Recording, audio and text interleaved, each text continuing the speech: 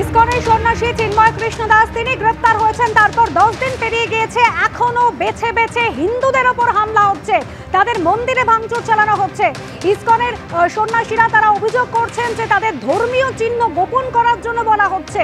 চিন্ময় কৃষ্ণ দাসের গ্রেপ্তারির প্রতিবাদ করেছিলেন, রাস্তায় ফেলে তাকে বেধড়ক মারধর করা হয়েছে। যেখানে সন্ত্রাসবাদীদের বাংলাদেশে বেল দেওয়া হচ্ছে, জামিনে মুক্ত করা হচ্ছে, সেখানে যারা দুর্গতদের পাশে দাঁড়াচ্ছেন, যে সমস্ত সন্ন্যাসীরা দাঁড়াচ্ছেন, তাদেরই জেলবন্দি করা হচ্ছে।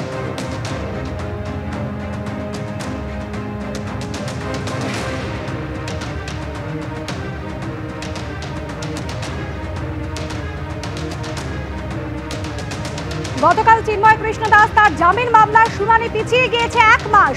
আইনজীবীদের ওপর হামলা হয়েছে। যে 51 জন আইনজীবী তার হয়ে দাঁড়িয়েছিলেন, তাদের কেউ গতকাল দাঁড়াতে পারেননি। আইনি অধিকার থেকে বঞ্চিত করা হয়েছে একজন হিন্দু সন্ন্যাসীকে। সন্ন্যাসী চিন্ময় কৃষ্ণ দাস, তাকে জেলে রাখতে নতুন নতুন কৌশল আনছে মোহাম্মদ ইউনূস সরকার।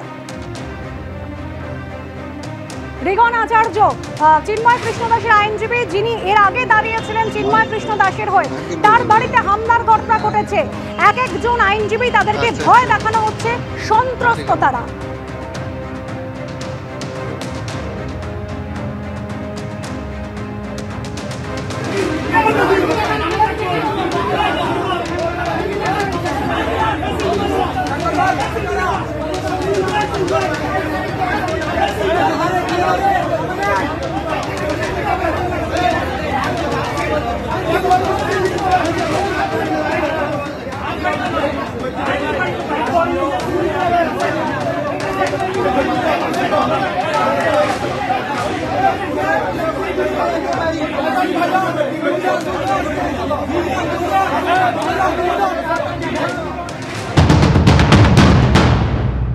ভারতবর্ষের সরকারের এই মুহূর্তে যেগুলো করণীয় তার মধ্যে পড়ে অনেক কিছু, যেমন রাজনৈতিক কোনো কর্মকাণ্ড, নৈতিক এবং অর্থনৈতিক এবং সামরিক।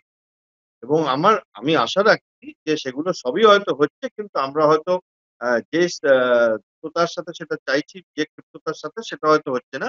কিন্তু কোথাও আমার মনে হচ্ছে যে ভারতবর্ষের একটু এইরকম একটা বিশৃঙ্খল অবস্থা, যেখানে হিন্দুদের ওপর অত্যাচার এবং অন্যান্য যারা সংখ্যালঘু আছেন বাংলাদেশে তাদের উপর অত্যাচার হচ্ছে, এবং সেখানে পাকিস্তানের একটা উল্লাস আসছে, চীন একটা কিছু এমন পদক্ষেপ নিচ্ছে এই সময়, যেটা বলা যায় একরকম ভাবে যে বাংলাদেশের উপর অধিকৃতি এবং ভারত বিরোধী এই সময় ঘোলা জলে মাছ ধরবার পদক্ষেপ।